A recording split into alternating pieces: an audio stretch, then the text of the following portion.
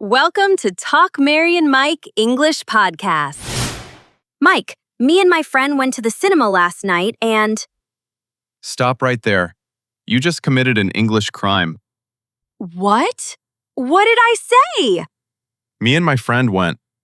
You don't even know you did it. And that's the scary part. Because you've been saying this for years. In conversations, in emails, in job interviews.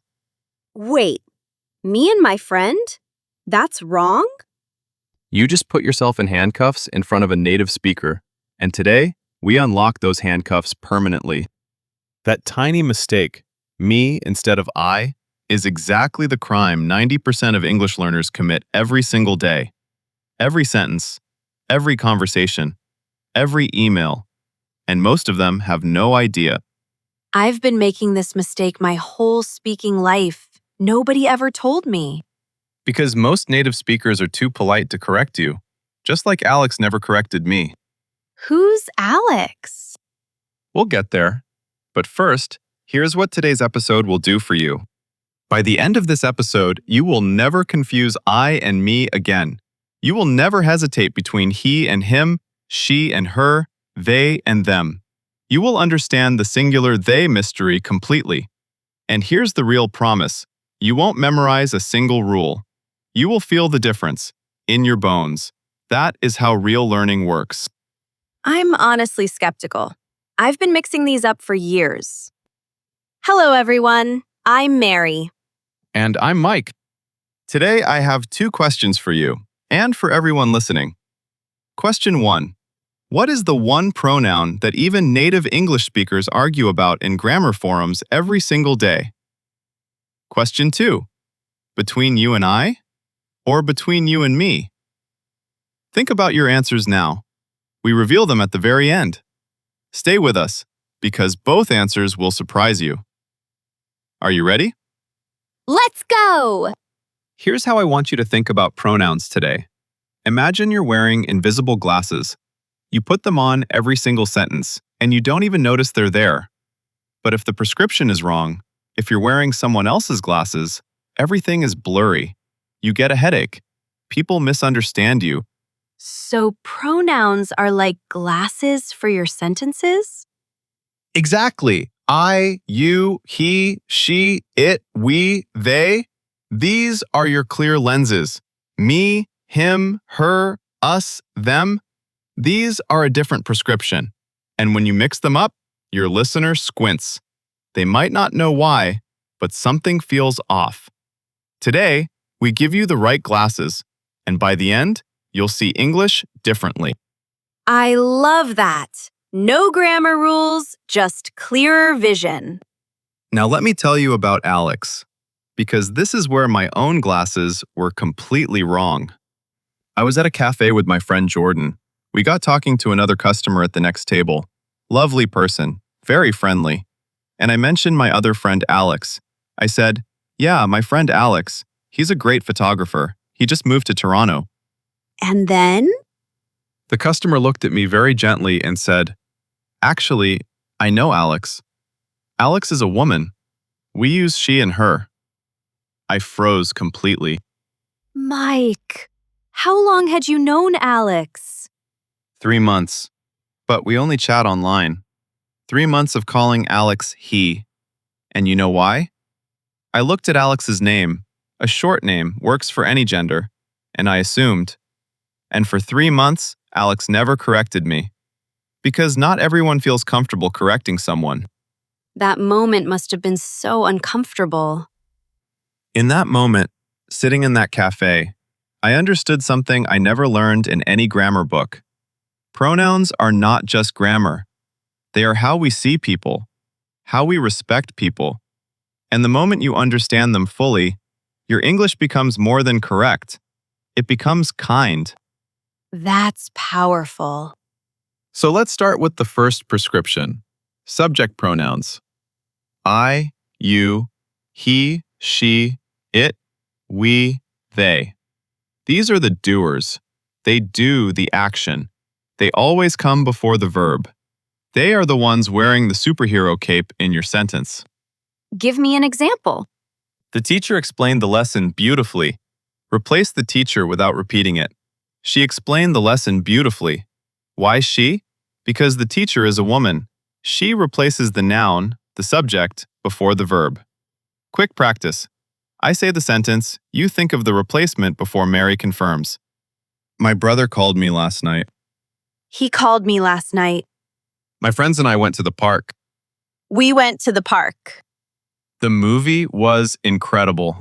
It was incredible. The dogs are in the garden. They are in the garden. See, you already feel it. But now, here's where the real mistake happens. And I have a very personal story about this. Another one? My first job interview in London. The interviewer asked me to describe a project I was proud of, and I started my answer with, me and my colleague developed the entire system. Oh no. The interviewer stopped writing. She looked up from her notes, and she said slowly, I'm sorry, who developed it? I thought she hadn't heard me, so I repeated, louder, me and my colleague. You repeated the mistake. She nodded and moved on. I got home that evening, sat down, replayed the interview in my head, and then I heard it. Me and my colleague. Me cannot do the action. Me is not a subject. Me cannot wear the superhero cape. So, what's the correct sentence? My colleague and I developed the entire system. And notice, I comes last. In English, we always mention ourselves after the other person. It's not a rule, it's politeness, it's respect. Did you get the job? I did not. I never knew if it was the pronoun or something else, but I never made that mistake again. Now, let's flip the lens. Object pronouns. Me, you, him, her, it, us, them. If subject pronouns are the superheroes doing the action, object pronouns are the ones receiving it. They come after the verb, or after a preposition. She called me. She is doing. Me is receiving. Exactly. I saw him at the supermarket. I am doing the seeing. He is receiving it. They invited us to the party. They did the inviting. We received it. That makes sense. Subject before the verb, object after. But here's the most common mistake in English, and it connects directly to our question 2. I have a story about this, a very embarrassing one. You have so many embarrassing stories. A few years ago, I was working at an office. My manager gave me some private information about a colleague's situation, very sensitive. I needed to reply by email. I wanted to sound professional, respectful, serious. So I ended the email with, this should remain strictly between you and I. That sounds professional to me. Exactly. It sounds fancy. It sounds formal. One of my colleagues was reading over my shoulder. He said, you know that's wrong, right? I said, no, it's not. It sounds professional. He said, it's not professional. It's incorrect. I said, agree to disagree. And I pressed send. Oh, the anxiety. I was nervous all afternoon. Every time my phone buzzed, I thought, this is it. My manager is going to think I'm an idiot. I replayed that email in my head 100 times. Between you and I. Between you and I. It sounded so right to my ears. And then? My manager replied that same afternoon. I opened the email with my heart pounding, and in his reply, he used the phrase, between you and me. Naturally, casually. No comment on mine, no correction. No, by the way, Mike, you got that wrong. Just the right version, sitting there in the middle of a completely normal email, and I felt this wave of relief wash over me. He didn't shame me. He didn't think less of me. He just showed me the most polite correction possible and the most effective. That's actually beautiful. He let you learn without embarrassment. Exactly. A mistake isn't the end of the world. It's how learning begins. But I never forgot that moment. And now you won't either, because we will tell you the answer at the very end. Stay with us. You're really making us wait. Good things come to those who watch until the end. But here's what that story teaches us right now. Between is a preposition, and after a preposition, pronouns change. Me, him, her, us, them. Not I, he, she, we, they. This is the prescription change I was talking about. The wrong glasses make everything uncomfortable. So after words like between, to, for, with, about, from, always use me, him, her, us, them? Always, no exceptions. Fast practice. She gave the gift to I or me. Me. She gave the gift to me. Come with we or us. Us. Come with us. Never come with we. He was talking about she or her? Her. Never about she. The teacher explained the lesson to they or them. Them. To them. This book belongs to he or him. Him. Belongs to him. Now you feel the pattern.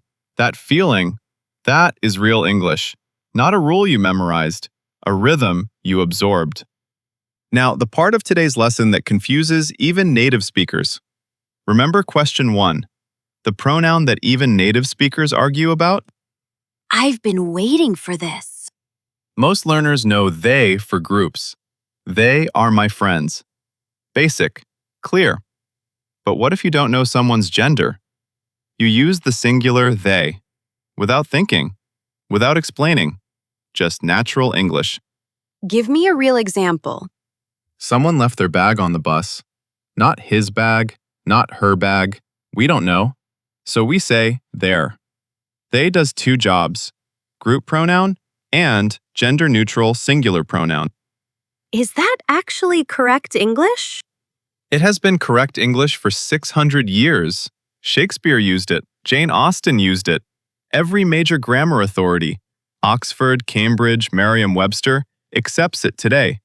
And in everyday life, we use it constantly for unknown people. Someone called for you. What did they want? Every student should bring their own notebook. If a customer complains, listen to them carefully. I never noticed how often I already use this. That's the beauty. You already use it. Now you just know why.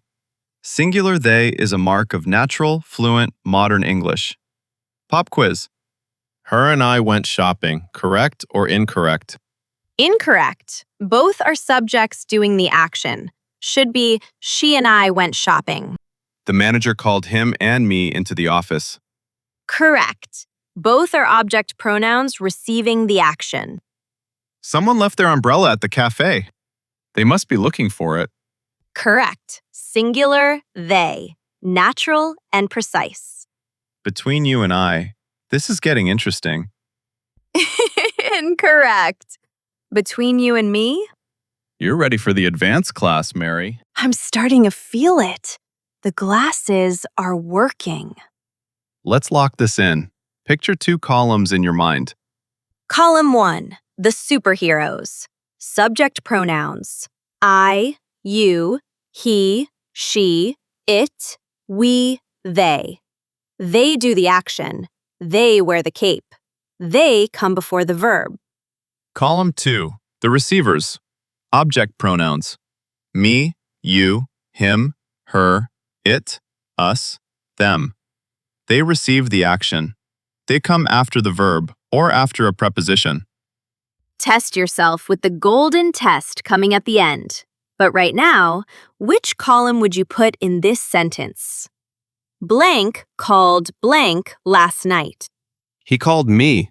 He, column 1, the superhero. Me, column 2, the receiver. If you can feel why that's right, the glasses are working. Time for the error lab. I'm going to say some truly terrible English. Mary, you fix it. Ready. Her went to the store. She went to the store. Her cannot do the action. The teacher gave the books to we. Us. To us. After a preposition, object pronoun. Me and him are going to the cinema. He and I. He and I are going. And I comes last. This secret is between you and she. Her. Between you and her. Preposition. John and me played football. John and I. I is doing the playing. Please send the report to I.